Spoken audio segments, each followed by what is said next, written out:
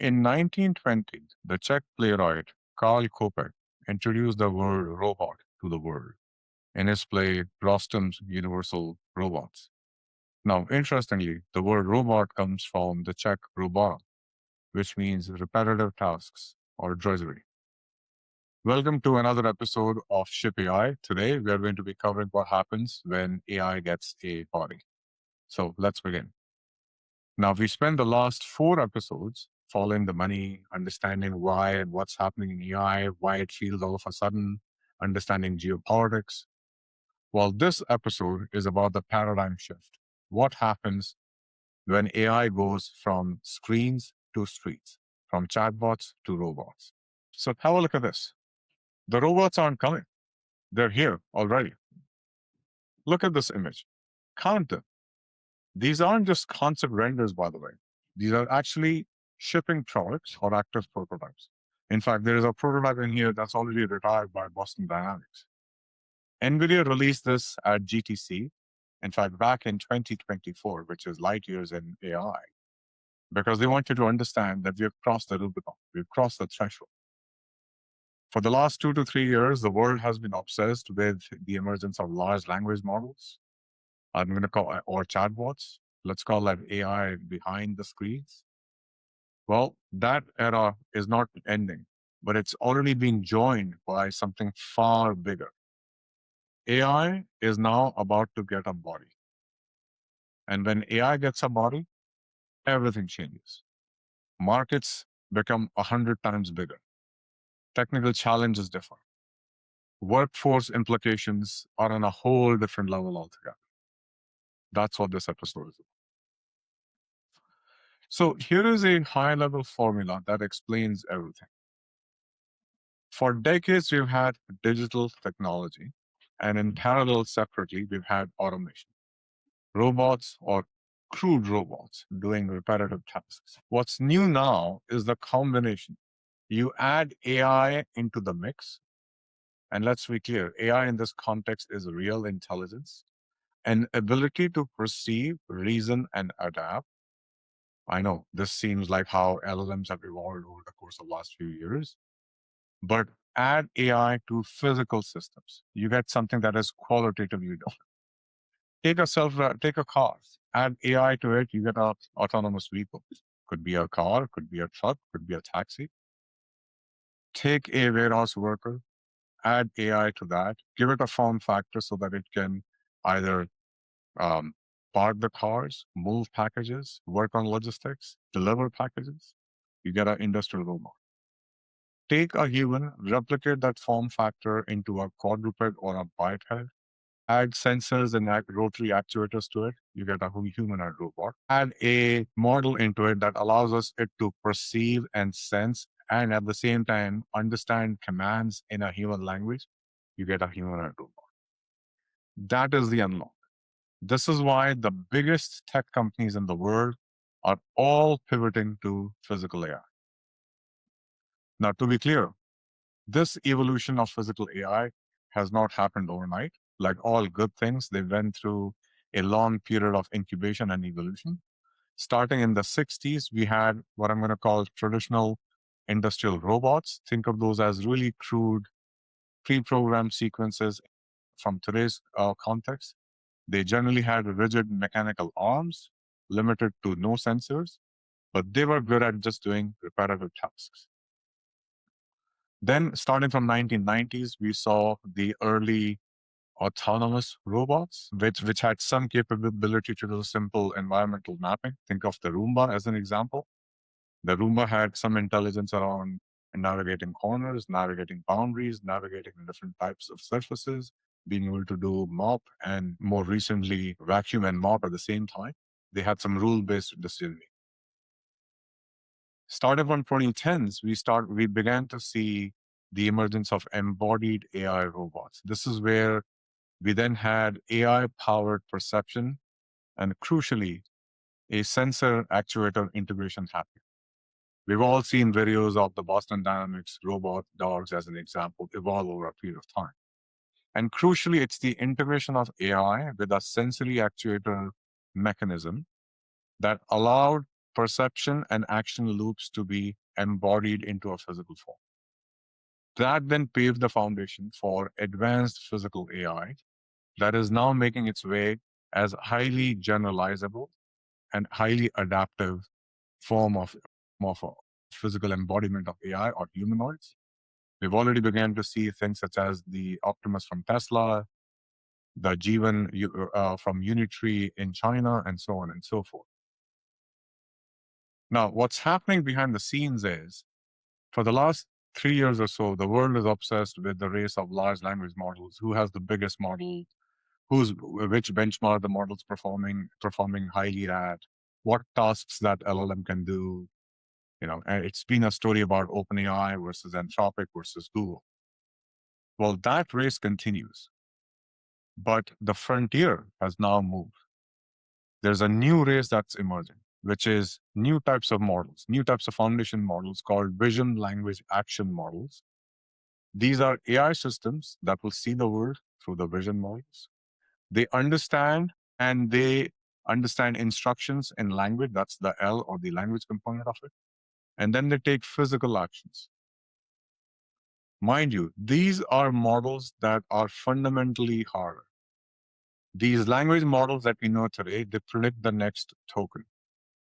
VLA models, they take it a step forward where they will predict the next movement that the robot has to undertake and undertake that move that and not only predict that next movement, but also take that next movement in 3D with the physics involved, as well as the consequences of taking that action. So whoever solves this problem will own the next decade in AI. And this isn't just theory, by the way. We are already beginning to see a Cambrian explosion that happened on planet Earth 500 million years ago. And just like that time, we are seeing an explosion of all niches being filled, all life forms happening all at the same time. Look at the diversity. With the emergence of these VLA models and giving AI a body, we're now seeing a full spectrum and diversification of these models. We have quadrupeds, we have humanoids, we have snakes, we have swimmers, we have drones, we have warehouse robots, we have surgical arms, we have remote surgical devices that are emerging, agricultural machines. Every form factor is being explored. This is evolution in fast forward, driven by AI instead of natural selection. So here is the emerging robotics architecture in the global ecosystem. So if there is an organization that's operating in a manufacturing and supply chain, they are going to be dependent upon or providing some form of compute.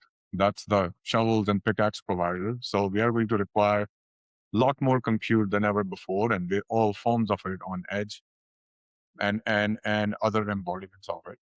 We are crucially also going to require new forms of subsystems and components that we did not have to care about in the LLM space. So that's certainly the sensors, the actuators, the motion providing the components providing motions, such as gears and bushings, various forms of power. Will need materials for various types of components and alloys to fabricate different parts of the robots. Building on top of that is the perception layer.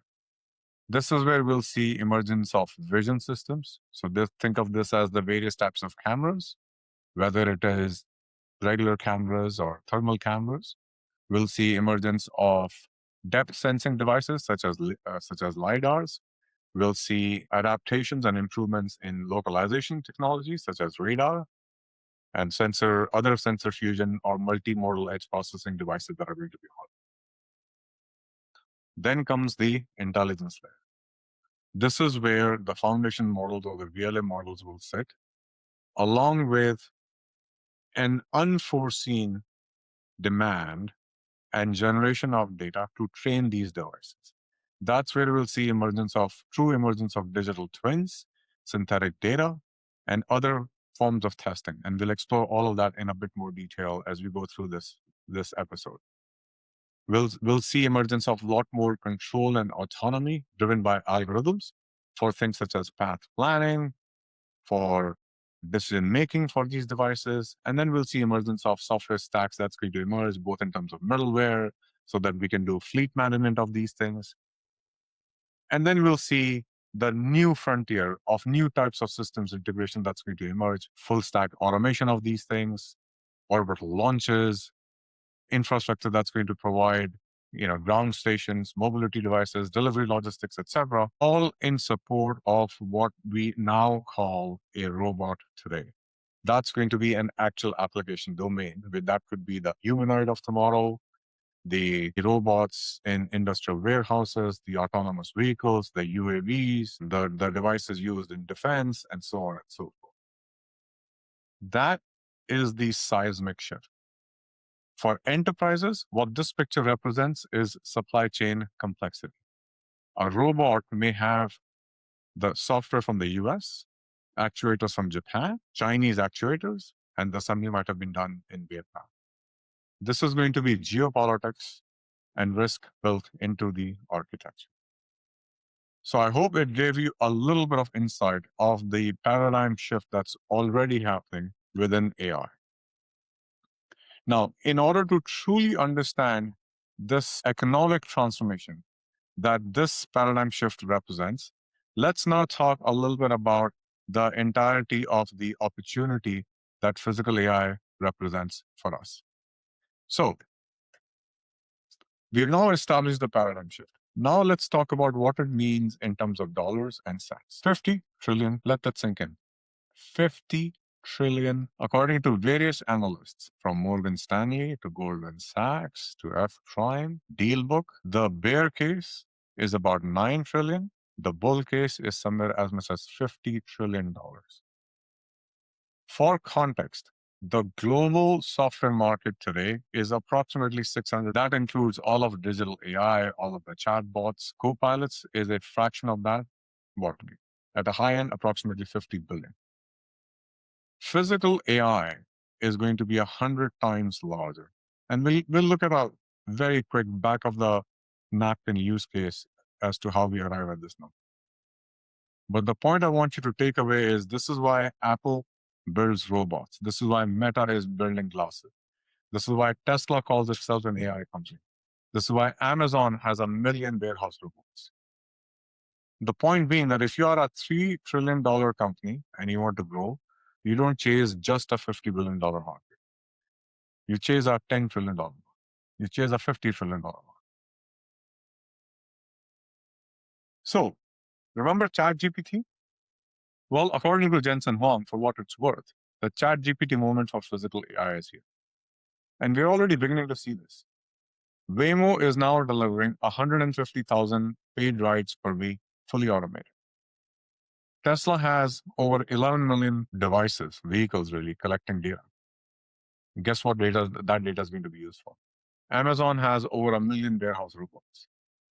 We're already seeing over 13,000 humanoid robots shipped globally, a large majority of those in China in 2025 alone. This is no longer about an impressive demo. We're already at the stage where it is being deployed at scale. Maybe not quite at planetary scale yet, but certainly scale. So this isn't about whether or not AI is going to transform industry. This is going to be about how fast and who leads it. So I promise that we'll do some back of the napkin math. So if you look at the cost of labor in just the developed world alone, and say it's somewhere between $25 to $30 per hour of human labor. For a humanoid, operating cost is going to be somewhere between $2 to $10. Remember I said about 13,000 humanoids were shipped last year. Last year, China also installed over 450,000 industrial robots. That was more than the rest of the world combined, by the way. So if you now take into account the dollar value impact for all human labor that this technology can do, that's what arrives at that's what leads us to a $50 trillion total addressable market. And here is a graph to substantiate that. This is from a report from Morgan Stanley, their robotics almanac. And what they're talking about here is that by 2050 alone, they are projecting $25 trillion in global robot revenues for hardware sales only. This includes other components such as cameras. As the world builds more and more of these robots, they're going to require actuators. They're going to require rare earth magnets. They're going to require motors. You're certainly going to require significant amount of compute, as they are projecting 12.5 million exaflops of compute. According to Goldman, this could alter labor market structure in ways not seen since the Industrial Revolution. So I hope it gave you a little bit of insight into the size of the opportunity and how we are arriving at this massive seismic movement and the paradigm shift that I keep talking about. Now, let's take a step back and understand the basics, understand what is a robot, how do you train these things, right? And then let's get into the nuances of some of these new models that are being built. So apparently the ISO, International Standards Organization, has actually defined the word robot, and it warrants a couple of minutes being spent on it. Let's start with what is not a robot. Any of the software bot that we use today, whether that's all of the bots, the RPA stuff that we do, that's the robotic process automation that we do within enterprises, none of that counts as a robot. An autonomous car does not truly count as a robot. Remote controlled UAVs and drones, they don't count as a robot. So what is a robot? A robot is a program actuated mechanism. So it can do some action with a degree of autonomy to perform locomotion. So it can perform its movement, manipulation, or positioning. And then I thought it would be interesting for us to look at what do we mean by autonomy. According to ISO, autonomy is defined as the ability to perform intended tasks, whatever the tasks are being given to this machine, based on current state and sensing. And here is a crucial part: without human intervention. So it's really important that we all understand what we are talking about is a robots that we've seen for years and years in the movies, that they're able to sense, convert that into some predictable action, and then actually act on that behalf. And the assembly is such that the parts work in unison with each other in order for them to take an action in three-dimensional world. And of course, while they're taking the action, they're able to get the feedback and calibrate their actuators and sensors all at the same time. Well, this leads us to a really interesting problem. If humanity was to ever build a robot, well, how do you train a robot? Welcome to Moravec's paradox. So what's really interesting is, up until now, we've talked about how ChatGPT trained on the entire internet. Well, when it comes to physical manipulation or manipulating our devices in three-dimensional world, there is no internet. So what do? Now we compare this to, as I mentioned, Moravec's paradox. Things that are incredibly easier for humans are perversely, proportionally more difficult for machines or AI to do. Think of folding a shirt, climbing the stairs. So much easier. They just come naturally to humans. For machines and AI, incredibly difficult. Things that are easier for machines to do: repetitive tasks, multi-digit multiplication, so much easier for the machines to do that are generally difficult for humans to do. So therein lies a gap in training. So what is going on in the last few years is an emergence of different training approaches. Number one is teleoperation or a remote operation. So you might have seen videos of surgeons performing surgery remotely over some kind of a radio link, right? This is what requires real physics, high quality data. You're able to generate labeled data set. But just like AI, this is not repeatable, right? Highly expensive, because you need a highly trained human. You need the right conditions. You need a subject in which you're able to do these tasks as well. Well, turns out there is a couple of other ways. Just like how LLMs are being trained, we can generate synthetic data, which of course is nearly infinitely scalable, it's compute efficient. But of course, the backdrop here is that there is a gap between simulation and reality. Turns out there is yet another way that humanity knows in which how to train these models, something that many of the humans are actually using it themselves, videos and video games. We can actually now build highly sophisticated AI and AI-based engines for video games, where we can incorporate those video games through a combination of not just video games, by the way, but also with augmented reality, right? Where we can have real-world data, we can scrape it at scale, and we can train our machines on that. And what's interesting is that most of the leading companies, such as Tesla in the space now, they've started to focus on a combination of simulation and video to train their models. This once again goes back to the data probe strategy that I previously talked about. This is why Meta is now into the glasses game so that they can collect that data. This is why I want you to think about the 11 million Teslas on roads as data infrastructure. Every hand movement is being captured with the glasses. Every driving scenario is being recorded. Now, it's not just enough to collect all this data. Once you collect this data for this global world, you actually need to be able to train this model. So, welcome to the world model. Now, this is one of the most important concepts in physical AI today, and it's often glossed over. At its simplest, a world model is exactly what it sounds. A model of the world, well, really, inside a robot's head. So have a look at this diagram.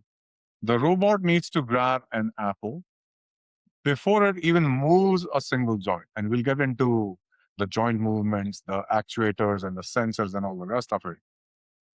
There has to be a coordinating brain which has to understand the task.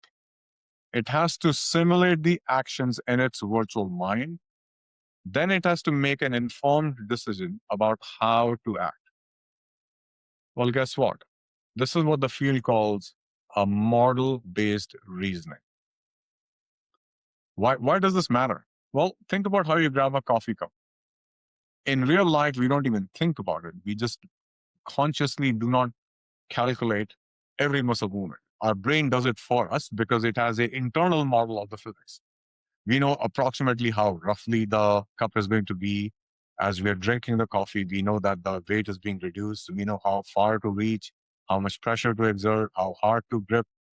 We simulate these things in our brains before we act.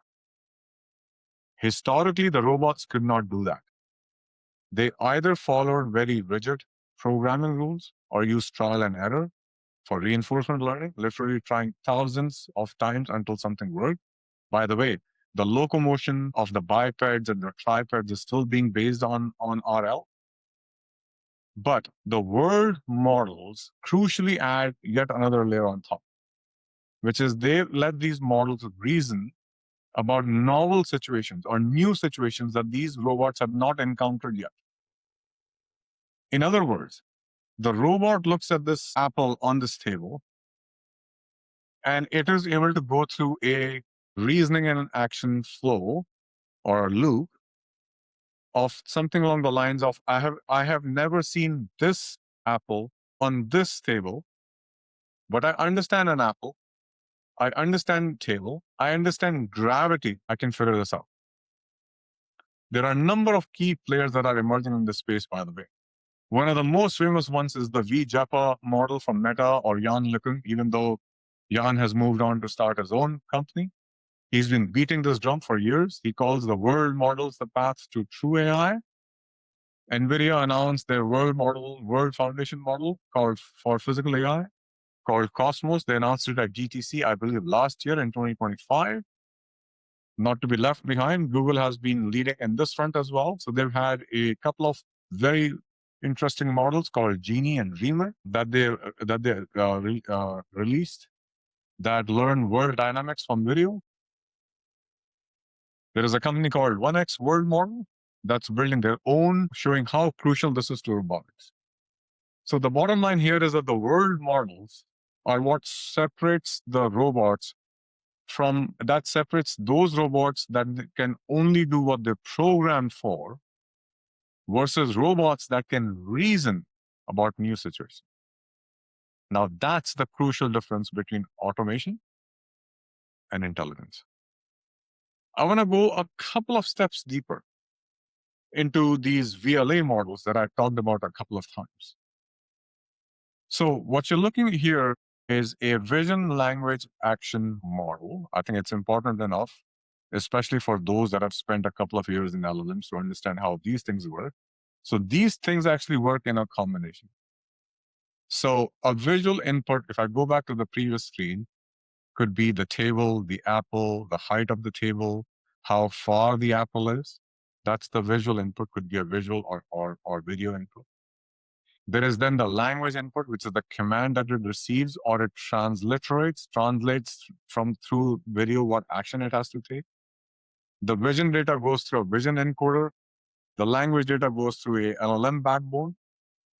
And then they may be fused through a cross attention transformer model and sent to a decoder model or decoder layer in the same model to decode the action, which may lead to actuating the robotic arm, manipulating some other parts of the robot, or navigation.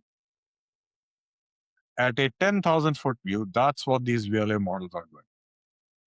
And just to complete the picture, here is the difference between the foundation models between, let's call it traditional AI and physical AI. The non-physical foundation models that we all know today in GPT and Claude and Gemini, what are they doing? They are largely speaking text in, text out. Well, they might do image in, image out, or they might do text in and image out. So they're generally fast, a cheap feedback loop. Generate, you check it, you iterate. In the physical world, the input is coming through sensors. Could be cameras, could be LiDARs. Output is a command to the motor because it now has to control the motor that's baked into its physical embodiment. So the feedback here is slow, it's expensive, it's happening in the real three-dimensional world. Contrast this with the millions of GPT conversations in 1 hour. 1,000,000 robotic manipulations, it'll require months of real-world time. Physical robots, it'll require space. This is why, as I previously talked about, the simulation matters. This is where the race is now emerging to train these models. So I just wanted to give everybody a high-level view of how these models are being trained. The next few parts, I'm going to spend talking about the various embodiments of physical AI. And really, I hope you're all going to find it really interesting where the world is going. So let's begin with the humanoids. We're now entering a territory that for the longest time seemed like science fiction. So let's have a look at this.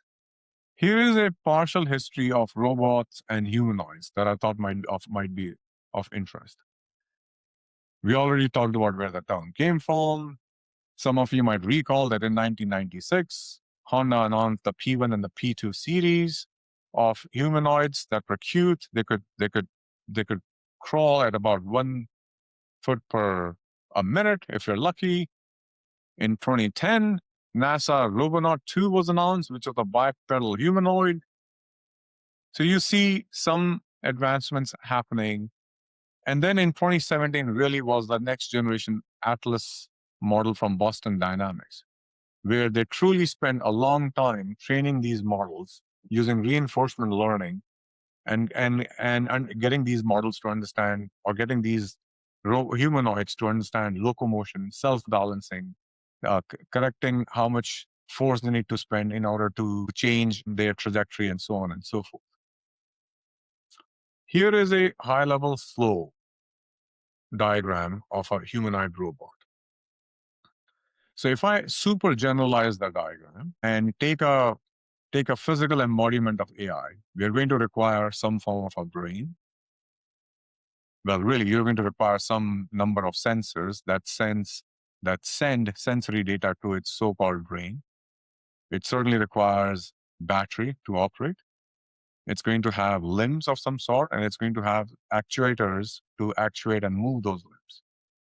So the way the flow is going to work in a combination of vision and language is the robot is going to receive inputs from the environment in the form of vision or language. Those inputs are really going to be provided through a plurality of cameras so that it understands where it is in that three-dimensional space with relative to other objects.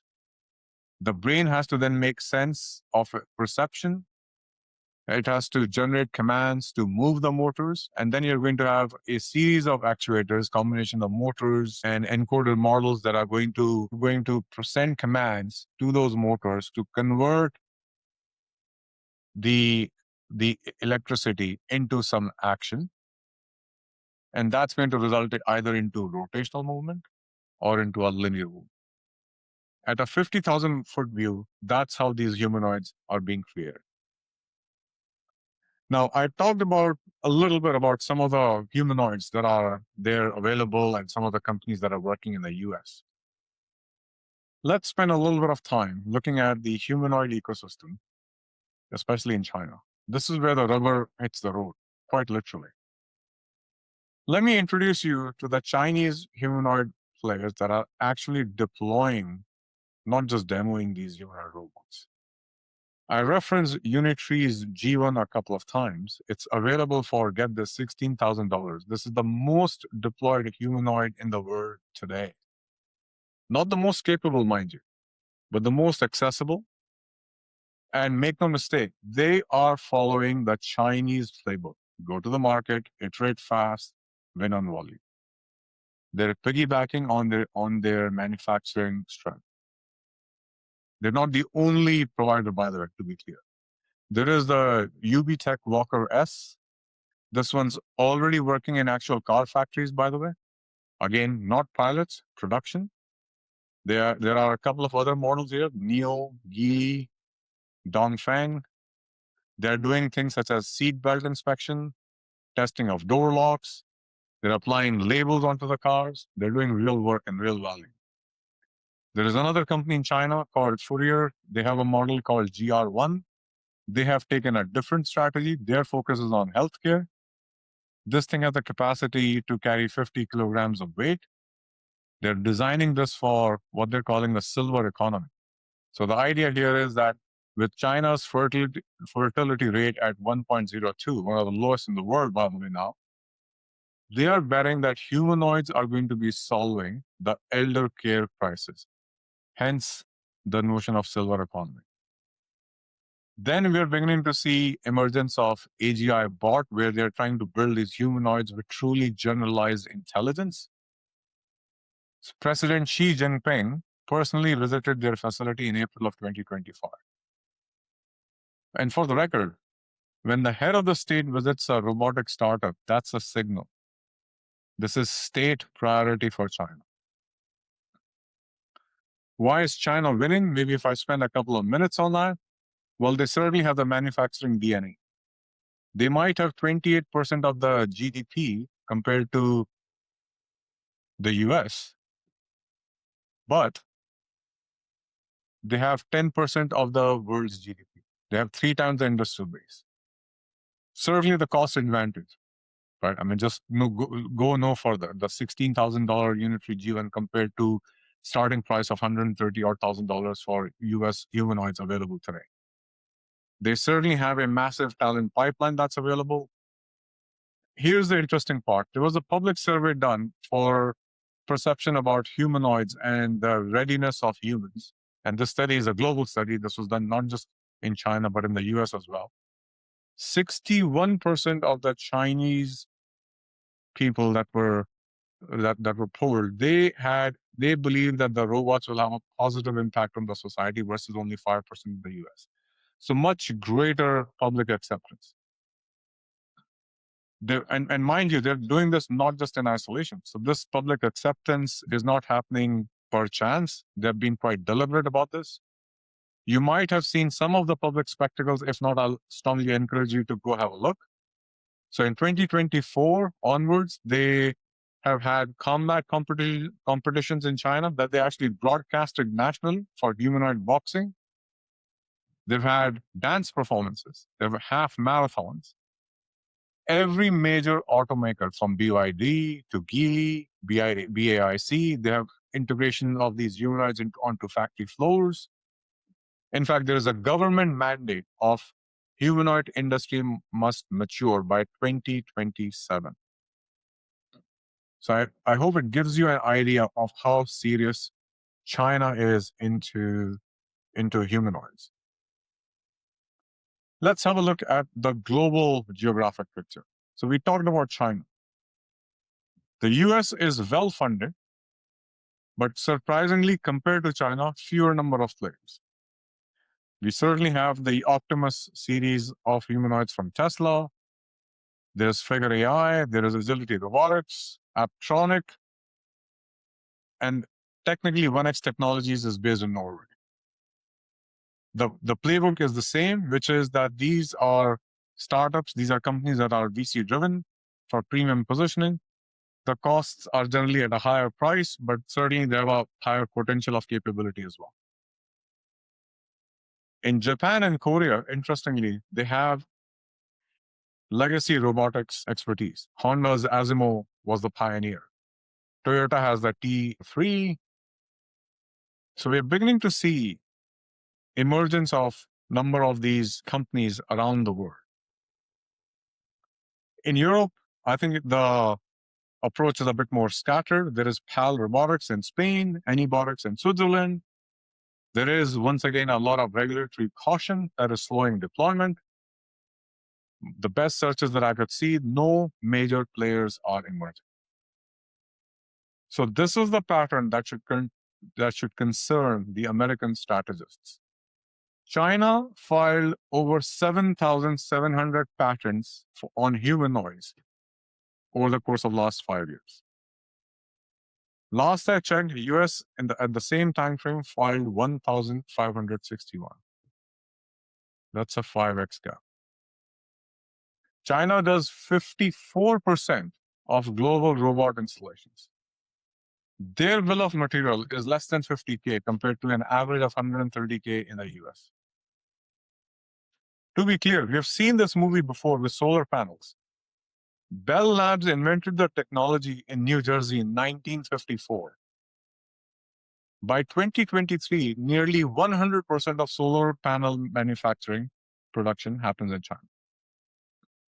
I fear that the global robotics humanoid race is going to follow the same trajectory. So we spent some time talking about humanoid robots. Let's have a look at other embodiment of AI.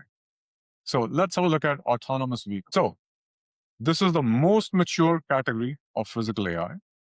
This represents, at this time, the most real revenue, real data, and by the way, some real cautionary tales as well. The surprising thing in this list is the clear leader that's emerged is Waymo, which is Alphabet-backed player.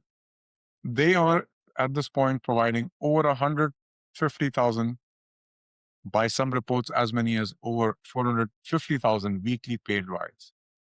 At this point, this is not a pilot anymore. This is a business. They've had 90% fewer crashes than human drivers. Depending on whom you ask, the valuation is somewhere between 45 to 100 billion. They've expanded from 5 cities to 17 by 2026. They've already announced partnerships with Uber and DoorDash. Waymo has proven autonomous vehicles work at scale. The wild card is Tesla, even though they were the first to promote FSD, fully self-driving. Mind you, in terms of volume alone, they have had more FSD miles than anybody else on the data volume. V12 is their breakthrough. They have an end-to-end neural net. They're finally moving away from rules-based code. They have about 135 robo-taxis in Austin now. So we should not count them out. The asterisk, if I put one on Tesla, is the NHTSA probes. That's the National Highway Transportation Safety Authority. They're betting everything on vision only, no LiDAR. It's quite controversial, but if it works, their cost advantage is going to be insurmountable. An emerging B2B player is Aurora. They've had over 100,000 driverless miles with zero incidents. They're predominantly operating in the Dallas-Houston corridor, 100% on time. FedEx and Uber Freight are their primary customers. They're targeting hundreds of trucks this year. Not a future year, this year. They've done a smart pivot. To some extent, trucking is easier than robotaxis. Highways can be simpler compared to city streets. B2B customers, in many cases, so long as your package arrives on time, can be more forgiving than consumers. So it's a safe bet. Amazon has a bet in a company called Zoox. $1.3 billion they spent in the acquisition. This is a purpose-built bidirectional pod. There's no front or back. Vegas and San Francisco are where they're doing public operations. They've just approved the exemption for NHTSA. They're targeting by end of next year, so by end of 2027, they're targeting 10,000 units per year. By the way, crucially in Zoox, the difference is that there is no steering wheel. So this now brings us to a post-driving world. Finally, there is our cautionary tale here, which was the Cruise from GM. They've had over $10 billion in cumulative losses so far. In 2023, in October of 2023, they dragged a pedestrian. And in December of 2024, a year after that, GM has exited robotaxis entirely. So things are going to go wrong. We're going to see some cautionary tales emerge, but this is clearly the clear leader, the most mature category in physical AI. Not now, not to be left behind, China. Different market, different regulatory environment, different velocity. But let's have a look here. The alphabet of China, as I previously called it, Baidu, Apollo, they've had 17 million plus cumulative rides, 250,000 driverless rides per week. It's the first profitable robotaxi operation anywhere in the world. RT6 model that they have, by the way, it costs 60% cheaper than its competitors at about $28,000. Again, this is the manufacturing advantage of China in action. They're currently operating in 22 cities in the UAE. And by the way, when the Chinese companies go international, they go to the Middle East, then Southeast Asia first, not the US. So this again becomes yet another fight on the world scale. There is Pony.ai, which is providing the regulatory moat. They had a $5.25 billion IPO on NASDAQ.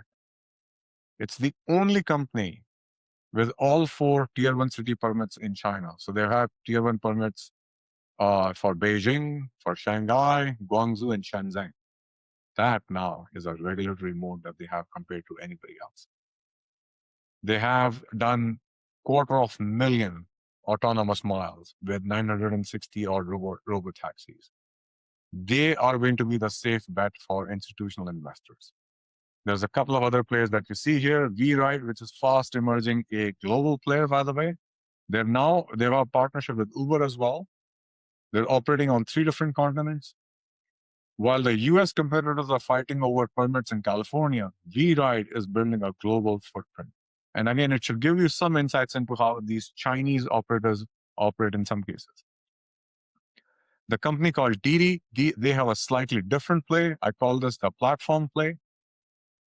Purely on autonomous vehicles division alone, they have a valuation of over $5 billion. They've done 80 million plus kilometers of testing. But what they're doing is they're building a platform. They currently have over 500 million, 550 million users on the Didi platform. If they crack autonomy, they have instant distribution. There's a trucking company called CargoBot that's already active on this. Now, mind you, not to be left behind, we have a cautionary tale in China as well. There was a company called Autotalks, which was the first driverless operation in China. At its peak, they had over 1,000 vehicles. And then they ended up closing in 2023, and they pivoted to personal autonomous vehicles for CES in 2026. The point being that even in China, with government support, this is hard. So I hope it gave you a little bit of sense of the most mature segment in physical AI. Now, no discussion about physical AI can we complete without talking about defense. So, welcome to the autonomous arms race. This thing really freaks me out. This might be the most consequential section of the entire episode.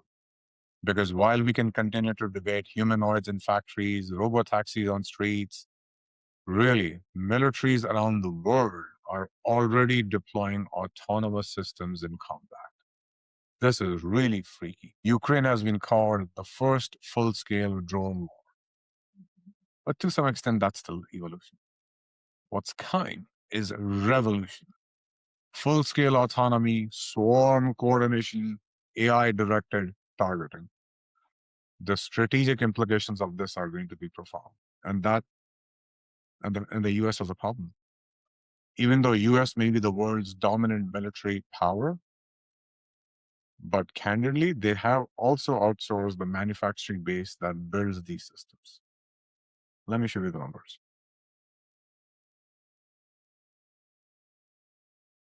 So this picture tells you a sobering story about the US manufacturing vulnerability and who's racing in to fill the gap. So if you look at the left, in global shipbuilding, the US accounts for less than 0.1% of global shipbuilding. China, over 50%. We literally cannot build ships at scale anymore. Navy warships, 219 in the US versus 234 in China. They've already surpassed the US in fleet size.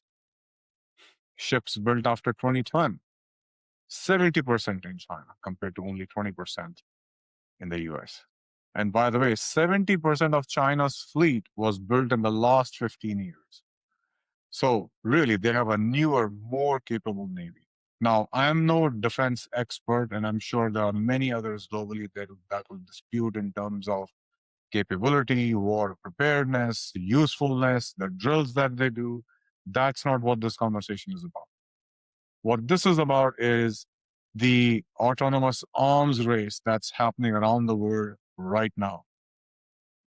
Army Secretary Driscoll announced the US Army will acquire 500,000 to a million plus drones annually, compared to just 50,000 today. That's a 10 to a 20, not percent, times increase. They have recognized the US is going to need cheap, expendable systems, not just exquisite platforms. So what's then happening is we are beginning to see the emergence of defense tech unicorns. Private capital is flooding in. Anduril at a 30 billion plus valuation. Their entire Lattice autonomy platform hit $1 billion valuation, revenue rather, in 2024, doubling year over year. Palmer Luckey built the fastest growing defense company in decades. Shield AI, valued at just over $5 billion. They have a hive mind autonomous pilot that can fly F-16s. No pilots required. We are seeing Saronic at about $4 billion of valuation. They're building autonomous naval vessels. This is going to be surface warfare without crews. Let that sink in. So here is a strategic point. Autonomous cars are going to be repurposed for military-grade AI. Same brain, interchangeable body. Think of a Tesla navigating San Francisco and a military drone navigating a battlefield. They use fundamentally similar AI. China is building millions of autonomous vehicles, but it's also building, guess what? Military AI capability. In fact, Admiral Stavridis, who's a former NATO Supreme Allied Commander, he summarizes the shift really well. Less spending on big conventional platforms, more on cyber, unmanned, and space. The country that can manufacture millions of these autonomous systems is going to win. Right now, that's not the US. Let me just put that in numbers. This is why defense AI matters right now. This is no about future speculation. This is happening as we speak. General James Rainey runs US Army Futures Command. When he says this is as significant as the nuclear arms race, potentially even the industrial revolution, that is not hyperbole from a pundit. That is a guy responsible for modernizing the US Army. The numbers, as I already mentioned, Army Secretary Driscoll announced acquisition of 500,000 to 1 million plus drones. For context, this is more drones than the Army has soldiers. This is not about supplementing human forces, by the way. This is fundamental restructuring of how the world is going to go to war. But by the way, here is a mismatch. Department of Defense in the US, it currently takes 12 years from program start to initial capability. The AI technology compresses this to a few months. By the time a traditional weapons program delivers, the technology is obsolete. This is why defense tech startups matter as well. They operate on tech timelines, not Pentagon tech timelines. Have a look at the THAAD example. In a 12-day conflict with Iran, the US used 25% of its THAAD interceptor stockpile defending Israel. Each interceptor, by the way, costs somewhere around $12.5 to $12.6 million, 25% of those. The Iranian drones that they were sending out, they cost about $20,000. Just the math, it doesn't work. You cannot defend against an army of cheap autonomous systems with expensive precision weapons. In fact, Rear Admiral Mattis was quoted saying, Ukraine was evolution, autonomous will be revolution. That's what's causing the shift. So this is the strategic logic shift that is driving investments into physical AI for defense. Now, historically, the militaries and armies in the world were building was what I'm going to call exquisite systems. That's the traditional approach. Incredibly capable, incredibly expensive too. But you get to have only a few of them. As an example, the B-2 Spirit bomber cost $2.1 billion in 1990s dollars. Over $4 billion in adjusted cost. The US built 21 of them. You lose one of them, it's catastrophic. Then there is the other side of the equation. That's the, let's call it the attritable or expendable by design. A $20,000 to a $50,000 combat drone is designed to be lost. You can afford to use them aggressively, accept losses, and you can use them to overwhelm defenses just through volume alone. I mean, just on the previous math, one B-2 bomber equals 100,000 of these combat drones at about $20,000 each. Even if 99% of the drones are shot down, 1,000 will get through. No exquisite system can defend against that. Not just drones. This picture also emphasizes sea plus land. Autonomous surface vessels from companies like Saronic, ground robots from Ghost Robotics and others. The same AI, once again, that powers a delivery robot can power a military logistics platform. So the most important point really here is dual use. A Tesla Optimus and a military logistics robot can run on the same AI. China is building millions of humanoids for factories, but it's also building military capability. Therefore, the line, in my opinion, in my estimation, between commercial and defense AI is ever shrinking. Finally, space. That's the connective infrastructure that connects, that's the glue that connects everything. This is going to be yet another frontier for everything that we have discussed. Why space in physical AI representation and discussion? Well, because you cannot deploy autonomous vehicles, drones, and robots globally without ubiquitous connectivity. And guess what? 85% of Earth's surface lacks cell coverage. Now, SpaceX has fundamentally changed the economics. Over 9,000 Starlink satellites are in orbit today as we speak. That's two-thirds of all satellites combined. They're launching every 2 days on average. They have achieved over a 10,000 times improvement in dollar per gigabyte of satellite capacity. That is the backbone. Connectivity for remote mining operations, real-time coordination for autonomous logistics, edge computing for agricultural robots, command and control for drone swarms. The list goes on and on. Space data centers, orbital manufacturing, quantum communications, anyone? China is racing to match with Guowan, their competitor to Starlink. Reusable rockets, in my estimation, are elevators to space. And space infrastructure becomes the foundation for global physical AI deployment. And I have the numbers to prove it. So SpaceX domination, as I said, is already staggering. What they have represented is, as I said, a 10x improvement in dollar per gigabyte of satellite capacity just through reusable rockets alone. And here is the total addressable market. 85% of Earth's surface that lacks cell phone coverage.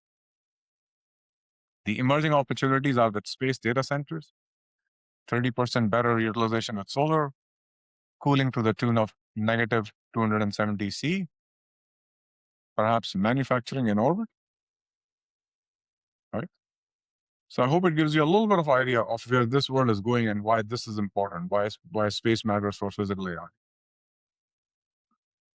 So 2.7 billion people still lack internet access. More important for physical AI, there is about 10 billion phones and cars that need connectivity. Every autonomous vehicle that's going to emerge, every drone, every robot is a potential Starlink or Go1 customer. Here is the economics breakthrough. Reusable rockets obviously changed everything, right? This is not just about connectivity. This is about deploying autonomous systems at scale. So I hope even though this was a flyby view of space AI, it gave you a little bit of insights into where the world is going with regards to a physical AI in space. Welcome to the area of physical AI or AI embodiment that really freaks me out. Brain-computer interfaces. This isn't science fiction anymore. As of late 2025, there is over a dozen people that are walking around with chips in their brains, controlling computers through their thoughts. Morgan Stanley just released a massive report where they call it the literal embodiment of AI. So what I'm going to cover here is what are BCIs, how do they work, the market opportunity, hint, we're again talking hundreds of billions of dollars, the key players worldwide that are racing to wire up your brain. I'm going to give you a little bit of an update on Neuralink's progress because I'm sure that that's the most popular one that almost everybody has heard about. And then let's have a quick discussion on real-world applications from healthcare to gaming and some of the ethical landmines that we have to navigate. Let's get into it. So let's once again start with understanding the basics. What is BCI or brain-computer interface? At its core, BCI creates a direct communication pathway between your brain and an external device. No movement required.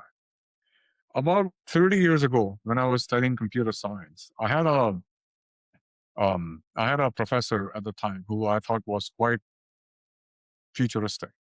And he used to make this comment that we humans, we interact with our devices in such archaic ways.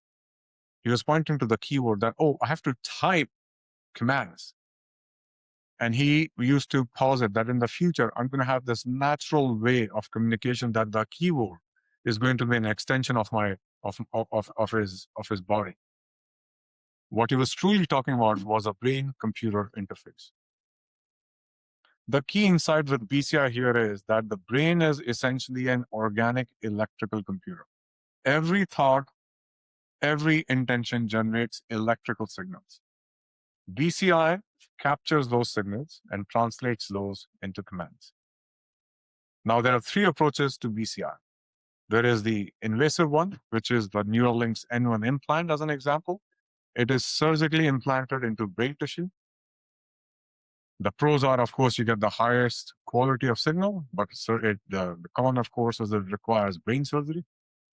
We are talking about tiny electrodes that are threaded into your motor cortex. There is the partially invasive, such as the precision neurosciences layer 7. It sits on the surface of the brain, not penetrating it. Still requires surgery to open the skull, doesn't really go into the brain tissue.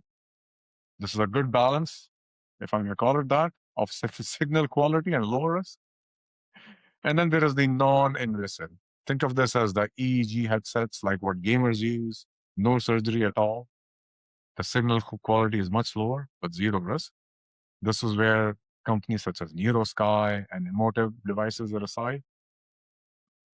Fun fact, all of this started in 1924 when a German physics psychiatrist, Hans Berger, discovered electrical activity in the brain and he invented the EEG. 100 years later now, we are putting chips in people's heads. Here's who is racing to wire up your brain. 6 key players, each with a different approach. The gorilla in the room, of course, is Neuralink with a $9 billion valuation. Elon's company. Fully invasive. They drill a hole in your skull and a robot sews ultra thin threads directly into your motor cortex.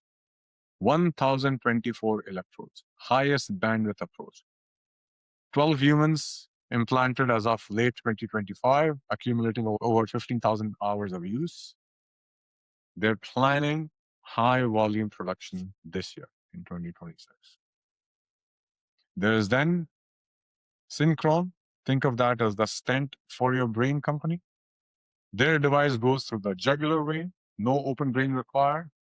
This is backed by Jeff Bezos and Bill Gates. This has a lower resolution for signal compared to Neuralink, 16 electrodes versus 1024, but way less invasive. They've just partnered with NVIDIA for AI integration. And by the way, they also demonstrated iPad control with Apple Vision Pro. The next one is at a $520 million valuation, is Precision Neuroscience. This is founded by a former Neuralink co-founder. Their layer 7 device, as they call it, sits on the brain surface. As I said, it's minimally invasive still, but it still provides you a higher signal resolution. They've just got their first FDA approval for a wireless BCI. That is huge for commercialization. You're so inclined. Then there is BlackRock Neurotech. This is the OG, if I can call it that, of this space. They have the longest running implant, just over 9 years in one patient alone. Strong research pedigree. Their device called Connexus, this goes about 1.5 millimeters into the cortex. The last two on the list is Merge Labs. I'm going to call the Wiley card to be the Merge Labs. This is backed by Sam Altman and Alex Blania using ultrasound simulation of genetically modified neurons. This is a completely different approach. No surgery required at all, potentially. This is very early stages, but they have massive funding that they've received. And then finally, there is the European Union backed called InBrain. They are using graphene-based brain-computer interface. They've just received 4 million euros from EU's prototype chip initiative. Graphene could offer advantages in biocompatibility as well as signal quality. So the question in the next few years is going to be who wins, whether it's the high invasive and high bandwidth way, minimally invasive, or on adoption. So we'll see.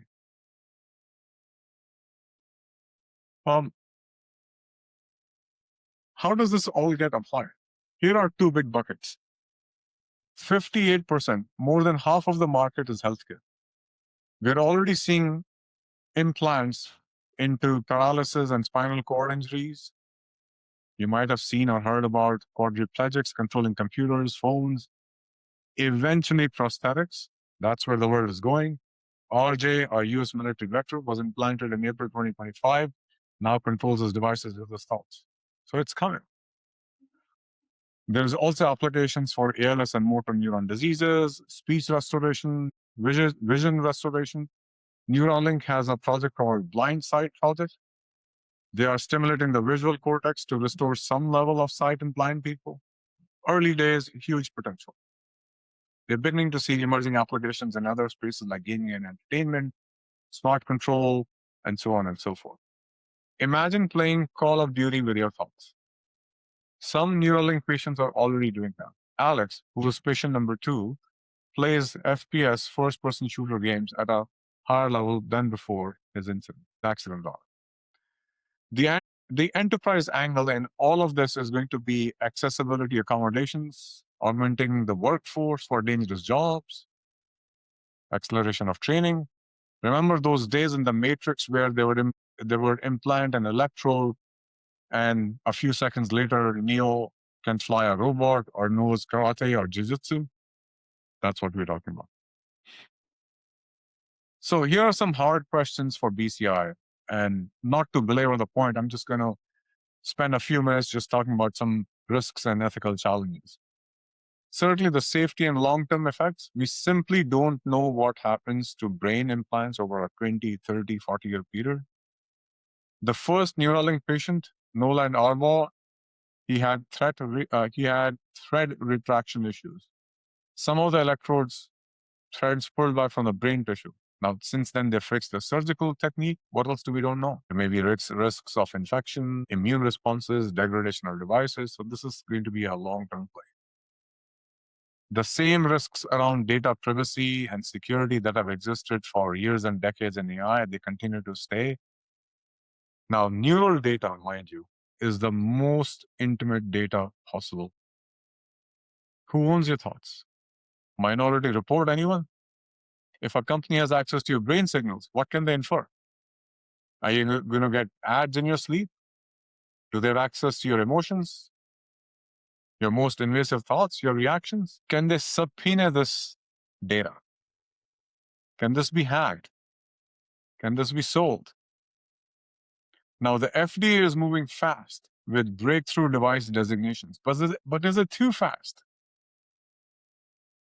Senator Schumer proposed the MIND Act in September of 2025 to have FTC examine long-term BCI policies. How do you regulate that technology this unprecedented? I'm going to end on this one new topic, a new concept that we need to start thinking about when it comes to BCI. What about cognitive liberty? Could employers require BCI for certain jobs? Imagine you're working in a highly highly regulated, but potentially a highly lucrative agency. Could employers mandate it? Could insurers mandate it? What is your right to mental privacy? This is a whole new uncharted legal territory that we need to start thinking about. So I hope it gave you a little bit of insight into where the tech is going. We have covered the technology, we have covered the geopolitics, we have covered the market opportunity. But the key question I bet that's racing through your minds right now is, what about us? What about humans? So let's look at what the research really says. And I'll submit to you, all the studies so far have said augmentation beats replacement, but only if you do it right. That if you do it right matters. There are companies that have achieved over 100 to as much as 350% ROI, but they're not replacing workers. They're giving workers superpowers. The ones that are trying pure automation, they've gotten only 4% returns and wondering why. Here is also what is counterintuitive. The biggest productivity gains go to the least experienced workers. So in other words, AI is a skills equalizer. It is compressing the gap between your top performers and everybody else. This changes everything that we know and we think about training, hiring, workforce development. Let me show you the data. Here is 3 different researches, all around how augmentation wins. This is the ammunition against AI is going to take all the jobs in narrative. There was a study done by Stanford, It's called the NBR Working Paper 31161, where Eric Brynjolfsson and his team studied over 5,000 customer agents at a Fortune 500 company. Overall, at an average, the workers were 14% more productive with AI. The transformational finding was the following: the least productive workers, or the least experienced workers rather, had the most productivity gain. So again, AI became a skills level. Boston Consulting Group, in partnership with Harvard Business School, they gave 244 consultants real client tasks. AI users completed 12.2% more tasks, 25% faster, with 40% higher quality. The below average consultants improved 43%, above average improved only 17%. Therefore, AI helps everyone, but helps the struggling workers the most. There was a similar finding from Accenture, where companies that prioritized people along with technology, they got 11% productivity gains. Those who were sidelining humans for pure automation, only about 4%. So the punchline being that the human and AI combination outperforms either of them alone. This then brings me to the key takeaways and conclusion. I'm going to leave you all with these 6 things to remember from everything that I've covered. Number 1, convergence is happening, and now. Digital agents plus a physical embodiment equals to as much as a $50 trillion total addressable market. And this is not a future state. Capital is flowing right now. The form factors are exploding. There are projections of as many as 1 billion humanoids from Goldman Sachs. 840 million service robots by 2050. We are now witnessing a Cambrian explosion of robot types.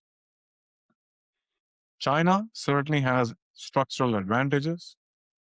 They have X the number of patents, X cheaper manufacturing, staggering 61% public support compared to as little as 5% support in the US. To me, this is the story of the solar panel playbook repeating itself. Augmentation beats replacement as much as 353% ROI without headcount reduction. The true business cases for AI deployment is human AI collaboration, not substitution. The orchestrator role is a new role that's emerging. You are likely the last generation to manage humans. The skill of orchestrating human and AI team is going to become the differentiator. And perhaps the most alarming of this all, the window is only 2 to 5 years. Dario Amodei says real replacement is about 2 to 5 years away. This is the time to build capabilities, run pilots, develop your workforce strategy, not when technology is mature. So the question is not whether physical AI transforms your industry. It is whether you will orchestrate that transformation, or will you be orchestrated out of that transformation? Listen, thank you so much for listening. Drop me questions or comments on the platform that you're listening to, and I look forward to hearing those. See you next time.